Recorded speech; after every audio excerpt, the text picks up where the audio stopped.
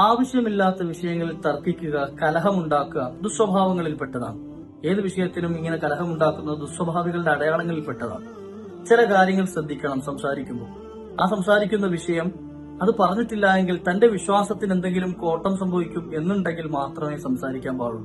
അതോടൊപ്പം തന്നെ പറയുന്ന വിഷയത്തിൽ വളരെ വ്യക്തമായ അറിവ് പറയുന്ന ആൾക്കുണ്ടാകണം.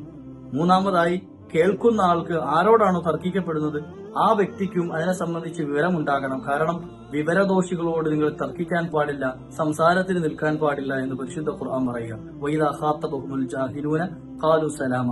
ജാഹിലീങ്ങൾ, വിവരദോഷികൾ സംസാരിക്കാൻ വന്നാൽ അസ്സലാമു അലൈക്കും പറഞ്ഞവരെ ഒഴിവാക്കി വിട്ടേക്കണം. നാലാമതായി പറയുന്നു, ഏതെങ്കിലും ഒരു നിലയിൽ ആ തർക്കത്തെ ഒഴിവാക്കാൻ പറ്റുമെന്നുണ്ടെങ്കിൽ അതാണ് അവിടെ സ്വീകരിക്കേണ്ടത്. ഏത് നിലയിലും ആവശ്യമില്ലാത്ത തർക്കങ്ങളെയും സംസാരങ്ങളെയും കലഹങ്ങളെയും ഒഴിവാക്കി രമ്യതയിലും നല്ല സ്വഭാവത്തിലും ജീവിക്കുക എന്നുള്ളതാണ് ഒരു യഥാർത്ഥ വിശ്വാസിയുടെ അടയാളം. അള്ളാഹു നമ്മയൊക്കെ അക്കൂട്ടത്തിൽ ഉൾപ്പെടുത്തി അനുഗ്രഹിക്കുമാറാകട്ടെ.